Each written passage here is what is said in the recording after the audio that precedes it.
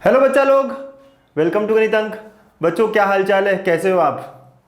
बच्चों कई सारे बच्चों के मैसेजेस या फ़ोन या कुछ पूछते हैं और कहते हैं कि सर हम MHT CT की तैयारी तो कर रहे हैं लेकिन हमें MHT CT के बारे में पूरी इन्फॉर्मेशन दो ना। बहुत सारे बच्चे ऐसे भी हैं जो जेई मेंस के लिए प्रिपेयर कर रहे हैं और उन्हें लगता है यार मुझे कोई बैकअप एग्जाम के बारे में बताओ, है ना।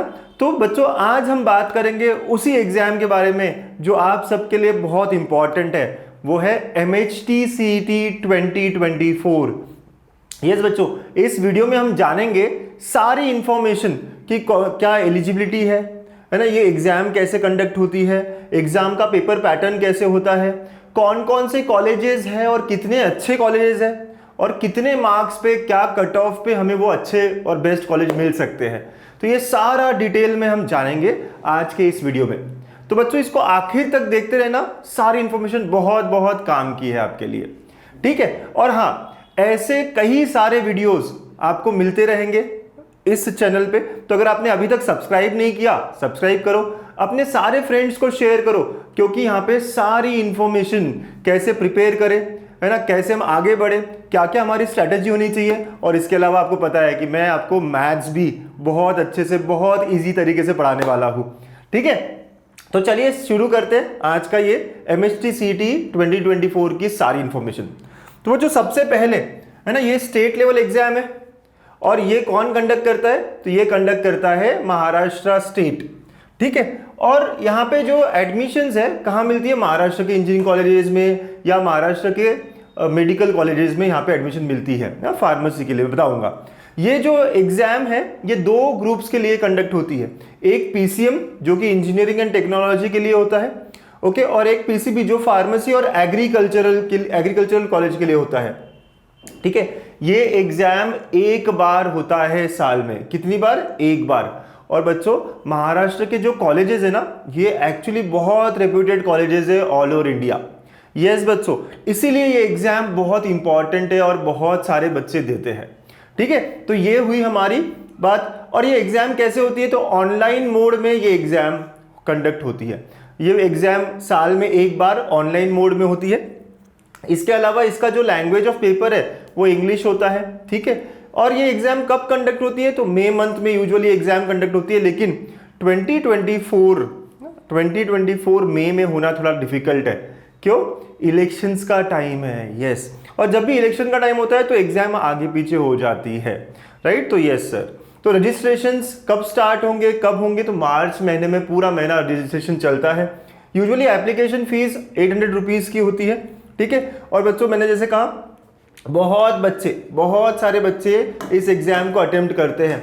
देखिए लास्ट ईयर अराउंड 5.5 लाख बच्चों ने अटेम्प्ट किया था MHT CT 2023।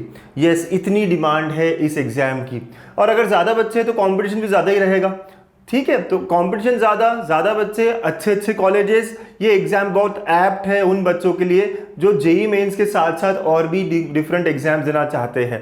तो बच्चों जेई मेंस वाले बच्चों के लिए तो एग्जाम बहुत अच्छी है, और जो बच्चे महाराष्ट्र के हैं, महाराष्ट्र के कॉलेजेस में जाना चाहते हैं, उनके लिए तो बेस्ट एग्जाम है ये MHT CT। Yes sir, okay. अच्छा, कौन कौन दे सकता है इस एग्जाम को, इसके बारे में बात करें। What is the eligibility. सबसे पहला तो यार आप इंडियन नेशनल हो तो आप ये एग्जाम आराम से दे सकते हो। ऐसा नहीं कि सिर्फ महाराष्ट्र के बच्चे ही दे सकते हैं, अगर आप बिहार के हो, अगर आप उत्तर प्रदेश के हो, बहुत सारी जगहों से बच्चे देते हैं इस एग्जाम को। अगेन देने का यही कारण है कि पूरे इंडिया लेवल पे अगर कुछ स्टेट एग्जाम्स अच्छी है तो उसमें सबसे पहले महाराष्ट्र की स्टेट लेवल एग्जाम मतलब MHT CT का नंबर आता है, ठीक है। वो देखकर कुछ फायदा होता है नहीं होता है वो अलग बात है एडमिशन्स के लिए, राइट, वो तो हम बाद में कभी देखेंगे, लेकिन हाँ आप दे सकते हो। इसके लिए और एलिजिबिलिटी क्या है, तो इसके लिए एलिजिबिलिटी है कि आपका 12th होना चाहिए, HSC और equivalent examination with physics and maths as compulsory. अगर आप इंजीनियरिंग के लिए ट्राई कर रहे हो, physics and maths as compulsory subjects along with one of the chemistry और बायोटेक्नोलॉजी और बायोलॉजी और टेक्निकल वोकेशनल और कंप्यूटर साइंस और इलेक्ट्रॉनिक्स और समथिंग, ठीक है। तो फिजिक्स एंड मैथमेटिक्स कंपलसरी होना ही चाहिए, ठीक है, आपकी जो 12th हुई है वहां से। एंड उसके अलावा you should also obtain at least 45% and at least 40% in case of backward class, economically weaker section, person with disability in the above subjects taken together. तो फिजिक्स, मैथ्स और जो भी केमिस्ट्री है या बायो है या और कोई सब्जेक्ट है, इनका मिला के 45% से ज़्यादा होना चाहिए आपका, अगर आप ओपन से हो या कोई और अगर आपका बैकवर्ड क्लास में आता है या ये सारी चीज़ों में आता है तो 40% से अबाव होना चाहिए। तो ये एलिजिबिलिटी है। और हाँ बच्चों, कोई एज का कोई लिमिट नहीं है, there is no age limit, है ना, टू अपीयर दिस एग्जामिनेशन। ठीक है, तो ये हमारा एलिजिबिलिटी क्राइटेरिया है। आप कहीं से भी बिलोंग करते हो, आप ये एग्जाम दे सकते हो, बड़े आराम से देना चाहिए आपको ये एग्जाम। ठीक है, ओके सर। अच्छा, एग्जाम का पेपर पैटर्न कैसे होता है, एग्जाम का पैटर्न कैसे होता है? तो जो फिजिक्स, केमिस्ट्री, मैथ्स पहला ग्रुप है 200 मार्क का, है ना, उसमें फिजिक्स के 50 क्वेश्चन, मैथ्स के भी 50 और केमिस्ट्री के भी 50। तो सर फिर 200 कैसे हुए मार्क्स? ये बहुत इंपॉर्टेंट ध्यान में रखने वाली बात है। फिजिक्स के मार्क्स जो है पर क्वेश्चन 1 मार्क का है, तो 50 इंटू 1 50 मार्क का हो जाता है फिजिक्स। 50 मार्क्स का हो जाता है केमिस्ट्री, 50 और एक क्वेश्चन है 1 मार्क ईच, तो 50 मार्क्स का हो जाता है केमिस्ट्री। बट मैथ्स में each question is of 2 marks, right, इसीलिए मैथ्स 100 मार्क्स का हो जाता है। तो maths is the most important, है ना, yes sir, subject for PCM group, क्योंकि 100 मार्क्स का है। तो मैथ्स में अगर कोई 80-90 लेके आ गया तो उसका टोटल एकदम स्काई रॉकेट हो जाएगा, बहुत आगे निकल जाएगा। तो मैथ्स बहुत इंपॉर्टेंट है when you talk about PCM. वैसे पीसीबी का 50 क्वेश्चन है ना, फिजिक्स के 1-1 मार्क के, तो 50 मार्क्स हो गए। ठीक है, यस सर। वैसे केमिस्ट्री के भी एंड बायो के इस बार 100 क्वेश्चंस हो जाते हैं, 1 mark each, that gives me 100 marks. तो पूरा मिला के 200 मार्क्स का पीसीबी भी हो गया। ठीक है, तो पेपर का पैटर्न इस तरह होता है। अब पेपर कैसे कंडक्ट होता है सर? ओके, तो सबसे पहले तो 80% वेटेज जो है वो 12th सिलेबस पे होता है और 20% वेटेज जो है वो क्लास 11th के सिलेबस पे होता है। ठीक है, और ये पेपर जो है पीसीएम हो या पीसीबी हो, है ना, 3 घंटे का, 3 आवर्स का ये पेपर होता है। अब पेपर कैसे कंडक्ट होता है, ध्यान से देखना। पहले सेक्शन 1 मिलेगा आपको, ऑनलाइन है ना, ऑनलाइन में पहले 90 मिनट्स आप सेक्शन 1 अटेम्प्ट कर सकते हो। मतलब फिजिक्स और केमिस्ट्री को मिला के 90 मिनट्स होता है। यस बच्चों, फिजिक्स और केमिस्ट्री एक ही पेपर में होता है, सेक्शन 1, ओके, और वो मिला के आपको 90 मिनट्स मिलता है। ठीक है, उसके बाद मैथ्स ओपन कर सकते हो और मैथ्स आपको 90 मिनट्स के लिए मिलेगा। वैसे आप बायो के लिए, है ना, पहले सेक्शन 1 फिजिक्स केमिस्ट्री होगा और सेक्शन 2 बायो होगा, राइट, 90 मिनट्स का। ऐसा नहीं है जैसे जेई में होता है कि फिजिक्स केमिस्ट्री मैथ्स तीनों दे दिया और आप पूरा 3 घंटा में कोई भी कुछ भी करो, ऐसे नहीं है। यहाँ पे सेक्शन 1 को अलग से 90 मिनट्स, सेक्शन 2 को अलग से 90 मिनट्स मिलता है। ठीक है, आप मैथ्स नहीं कर सकते फिजिक्स केमिस्ट्री के दौरान और फिजिक्स केमिस्ट्री के दौरान, मैथ्स के दौरान आप फिजिक्स केमिस्ट्री नहीं कर सकते, ऐसा है। ओके, और इसके अलावा नंबर ऑफ क्वेश्चंस की बात करें, जैसे मैंने कहा कि क्लास 11th को भी कुछ वेटेज है, तो अगर मैथ्स में 50 क्वेश्चंस है तो 40 क्वेश्चंस जो है वो आएंगे क्लास 12 से और क्लास 11 से 10 क्वेश्चंस, है ना, क्लास 11 के सिलेबस से 10 questions. Same with physics, same with chemistry. और बायो में 100 क्वेश्चंस है तो 80 आएगा 12th के सिलेबस से और 20 आएंगे 11th के सिलेबस से। ठीक है बच्चों, तो ऐसा पेपर का पूरा पैटर्न होता है ना। इसके अलावा सिलेबस बता दो सर अच्छे से, है ना, बहुत सारे लोगों को सिलेबस में कंफ्यूजन होता है। तो बच्चों, एक तो पहले 12th का पूरा सिलेबस जो महाराष्ट्र बोर्ड के लिए यूज हो रहा है, जो महाराष्ट्र बोर्ड के एग्जाम के लिए है, और 11th के कुछ टॉपिक्स, 11th का पूरा सिलेबस नहीं है, 11th के कुछ टॉपिक्स। वो कौन से टॉपिक्स है, यहाँ पे लिस्ट दी है, राइट, आप देख सकते हो। जैसे मैथ्स में देखो, ट्रिग्नोमेट्री 2, स्ट्रेट लाइन, सर्कल, ये सारा, तो इसका आप स्क्रीनशॉट निकाल लेना। ये 11th का सिलेबस है और 12th तो पूरा स्टेट बोर्ड में जो आएगा वो। ठीक है, तो ये सिलेबस हमें बहुत पक्का करना पड़ेगा, है ना, तभी जाके हम यस बहुत अच्छा कर पाएंगे इस एग्जाम में, और हमें बहुत अच्छा करना है इस एग्जाम में, है कि नहीं? Yes sir. चलिए, अब पता चल गया मुझको, है ना, एग्जाम का सिलेबस, एग्जाम का पेपर पैटर्न। अब कितना स्कोर करना पड़ेगा ताकि मैं अच्छे कॉलेजेस में जा पाऊँ? कौन कौन से अच्छे कॉलेजेस है, चलिए उसके बारे में देखते हैं। तो ये मेरे कुछ बच्चों के लास्ट ईयर के मार्क्स है जिससे मैंने एनालिसिस किया था। बच्चों, ये एग्जाम ऑनलाइन होता है। अब ऑनलाइन एग्जाम एक दिन में नहीं होता, ऑनलाइन एग्जाम 5-6 दिन चलता है। तो जैसे 9 मई को था 2023 में शिफ्ट 1, शिफ्ट 2। शिफ्ट 1 मतलब मॉर्निंग 9 से 12, शिफ्ट 2 मतलब दोपहर में 2 to 5, है ना, ऐसे शिफ्ट 1, शिफ्ट 2। तो हर शिफ्ट में, वैसे 12th को भी शिफ्ट 1, शिफ्ट 2, ऐसे 10th को भी शिफ्ट 1, शिफ्ट 2 था, 11th को भी था, 14th को भी था, 13th को भी था, बहुत सारे थे, 5-6 दिन चल रहा था। मैंने आपको सैंपल के लिए यहाँ पे 2 शिफ्ट्स के मार्क्स बताए हुए हैं, राइट। ये सब मेरे बच्चों का एनालिसिस है जो मैंने उस टाइम करा था।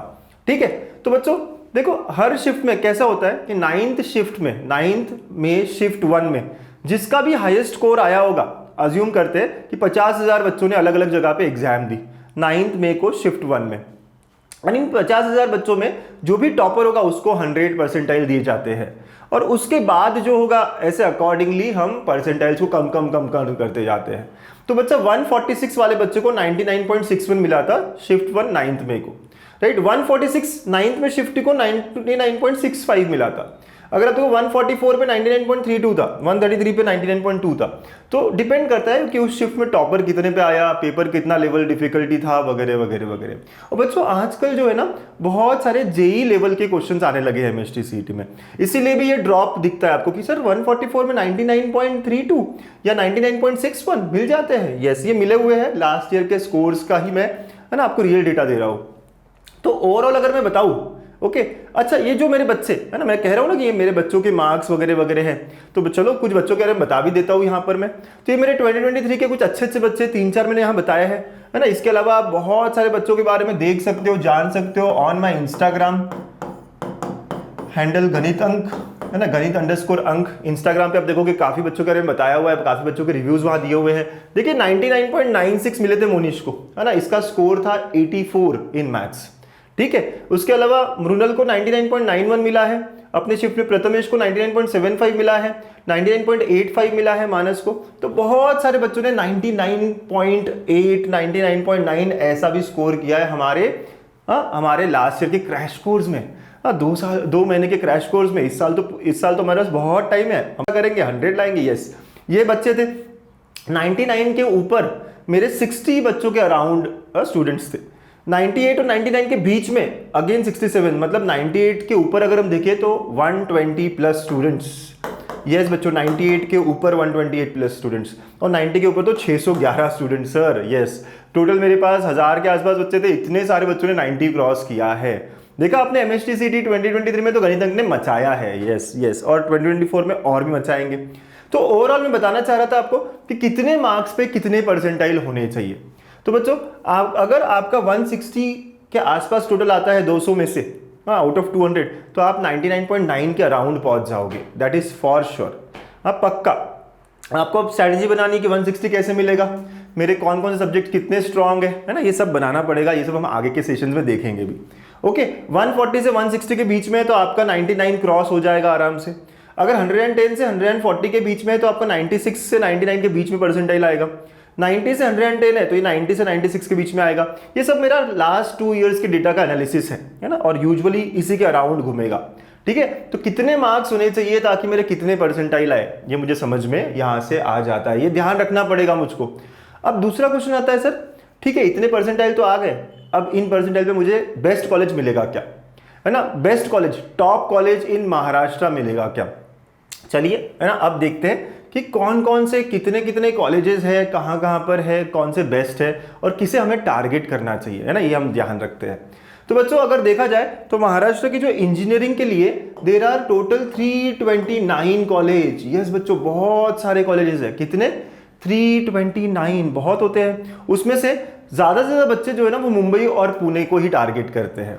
अब ऐसा क्यों सर? मुंबई के बारे में है ना, मुंबई तो यार बेस्ट है, पता ही है सबको, क्या सिटी है, क्या फास्ट लाइफ है वगैरह वगैरह, तो मुंबई का टारगेट रहता है। लेकिन मुंबई से भी ज़्यादा बच्चे जो है वो पुणे को टारगेट करते हैं, और वो रीज़न इसलिए है क्योंकि मुंबई से पुणे कंपेरेटिवली थोड़ा स्लो है, थोड़ा काम है, थोड़ा पीसफुल है ना। यस, तो ये, और वेदर पुणे का है ना, वेदर तो भाई है ना कितना अच्छा होता है, पूरे साल जो है यहाँ पे टेम्परेचर अराउंड 25, 26, 27 होता है। आजकल तो थोड़ी गर्मी बढ़ रही है, मैं खुद पुणे से हूँ, पिछले 10-12 कितने मुझे 17 साल हो गए हैं है ना, पुणे में ही हूँ, राइट। तो यही है, इसीलिए पुणे को सबसे ज़्यादा प्रीफर करते हैं, और पुणे में कॉलेजेस भी सबसे ज़्यादा है।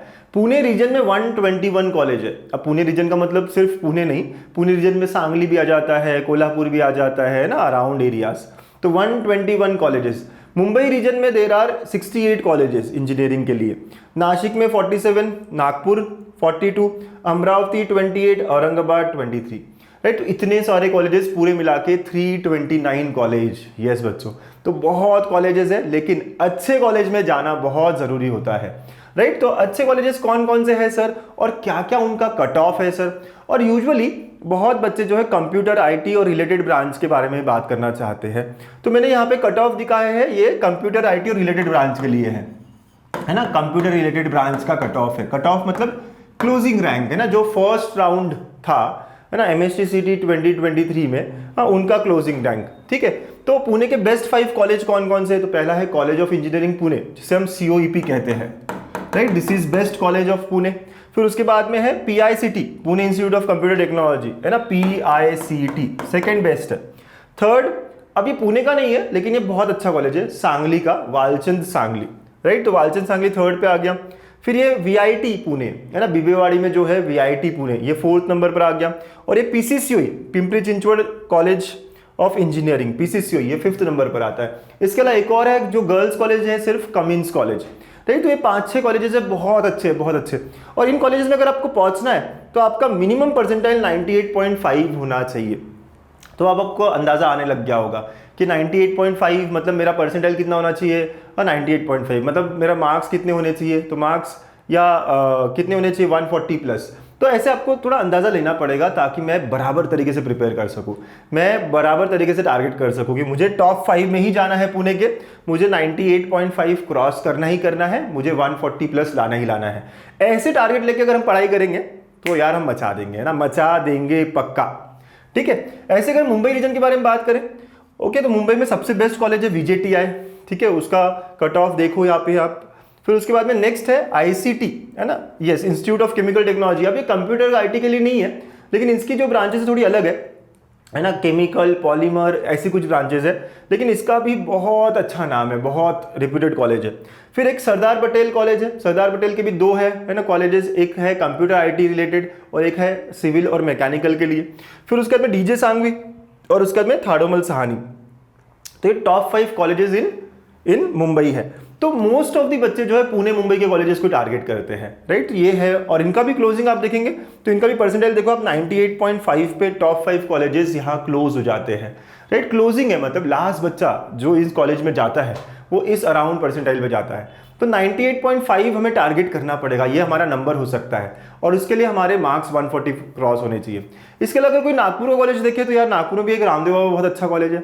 अगर कोई कहे नासिक में KK वाग बहुत अच्छा है, कोई कहे औरंगाबाद में तो श्री गुरु गोविंद या फिर औरंगाबाद का गवर्नमेंट कॉलेज अच्छा है, Amravati again government college Amravati बहुत अच्छा है। तो ऐसे अपने अपने रीजन्स में अलग अलग कॉलेजेस हैं जो बहुत अच्छे, जिनके लिए आप टारगेट कर सकते हो और अच्छा स्कोर करने की पूरी कोशिश कर सकते हो। अच्छा, ये कॉलेजेस अच्छे तो है बहुत, इनका प्लेसमेंट्स क्या, तो यार मैं ज्यादा तो नहीं, प्लेसमेंट्स वगैरह बारे में कभी और बात करेंगे, लेकिन आपको 1-2 कॉलेज के प्लेसमेंट बता देता हूं और आप चौंक जाएंगे इसको देखकर पक्का। अगर आप COEP में हो तो आपका एवरेज सैलरी जो है वो 12 लाख के अराउंड होता है। यस, ये लास्ट ईयर का डेटा है उनके वेबसाइट पर, राइट। ये 2023 का हम बता रहे हैं, जितने बच्चे प्लेस हुए हैं अभी तक 2023 में 11 से 12 लाख एवरेज पैकेज है। और हाईएस्ट कितना मिला है पता है, सच में हाईएस्ट 50.5 मिला है किसी बच्चे को, 50.5, 50 लाख से ऊपर। और इस मामले में VJTI थोड़ा ऊपर है, मुंबई का बेस्ट कॉलेज। यस, VJTI का जो प्लेसमेंट है वो थोड़ा ज़्यादा अच्छा रहा है हमेशा। 17 से 18 लाख इसका एवरेज पैकेज हुआ, और हाईएस्ट जो था इस साल का वो 62 एक IT वाले स्टूडेंट्स को, इंफॉर्मेशन टेक्नोलॉजी वाले स्टूडेंट को मिला है, ठीक है। तो यस सर, तो इतना पैकेज, इसीलिए तो कहते हैं ना कि महाराष्ट्र के कॉलेजेस बहुत ज़्यादा रेप्यूटेड हैं इन ऑल ओवर इंडिया। इसीलिए कहते हैं कि हम MSTCT को हमें टारगेट करना चाहिए, हमें फोकस करना चाहिए। और जो बच्चे सोच रहे हैं, टारगेट कर रहे हैं इन कॉलेजेस को, पढ़ाई बहुत करनी पड़ेगी, बहुत अच्छे से मन लगा के पढ़ाई करनी पड़ेगी। टाइम तो है लेकिन भिड़ना पड़ेगा, जोश में रहना पड़ेगा हमेशा, ठीक है। तो अगर आपको मैं फिर बता दूं, आपको एक बार बता दूं कि मेरे बहुत सारे स्टूडेंट्स हैं जो COEP और VJTI में है और सारे टॉप 5 कॉलेजेस में, आप देख सकते हो, है ना। यस, इतने सारे बच्चों ने इतना अच्छा परसेंटाइल लाया है, और ये हमने किया था लास्ट ईयर सिर्फ और सिर्फ 2 महीने के क्रैश कोर्स में। तो इस साल तो हमारे पास बहुत टाइम है, बहुत अच्छा समय है। अभी तो हम बस, है ना, काफ़ी अच्छा टाइम हमारे पास है। और मैंने ऑलरेडी एक बैच MSTCT 2024 के लिए लॉन्च कर दी है, विच इज संघर्ष बैच। तो आप ये संघर्ष बैच ज्वाइन कर सकते हैं, बहुत बढ़िया तरीके से हम पढ़ाई करेंगे और इन कॉलेजेस में जाएंगे ही जाएंगे। है ना बच्चों। तो आपको ये कहाँ मिलेगा, तो आप डाउनलोड करो गणित अंक ऐप, है ना, वहाँ पे आपको संघर्ष बैच दिख जाएगा। ठीक है, इसके अलावा आपको अगर कोई भी क्वेरी हो और कोई भी क्वेश्चन हो तो आप इस नंबर पे मैसेज कर सकते हैं। आप टेलीग्राम भी ज्वाइन कर सकते हैं, क्योंकि ये जो पीडीएफ है जो भी हमने डिस्कस किया, ये सारी पीडीएफ आपको टेलीग्राम पे मिलते रहेगी। गणित अंक नाम से ही मेरा हैंडल है। हाँ, टेलीग्राम, इंस्टाग्राम, हर जगह आप रह सकते हो। और बहुत इंपॉर्टेंट बात है, अगर आपने इस चैनल को सब्सक्राइब नहीं किया तो सब्सक्राइब करिए, क्योंकि यहाँ पर अब हम बहुत सारी स्ट्रैटेजीज, बहुत सारे कैसे प्रिपरेशन होने चाहिए, तरीका क्या है, और मैथ्स के साथ साथ ये सारी चीज़ें भी देखने वाले हैं। तो स्टे कनेक्टेड, ओके। और इसके अलावा अगर आपकी और भी कोई क्वेरी हो, कोई भी क्वेश्चन हो, राइट, तो आप मुझे कमेंट में क्वेश्चन कर सकते हैं कि सर मुझे इसके बारे में जानना है, MHTCT को लेके ये मेरा दिक्कत हो रहा है। I will be very happy to solve your queries, to solve your problems, to solve your issues. ठीक है, आप मेरी वेबसाइट भी चेक कर सकते हैं www.ganitank.com। इस वेबसाइट पे भी आपको सारे कोर्सेज के इंफॉर्मेशन और आप, है ना, हर चीज़ देख पाओगे जो आपको चाहिए है। सो ऑल द बेस्ट, अच्छी प्रिपरेशन करिए, मिलते रहेंगे हम इन सारे वीडियोज़ में। Thank you.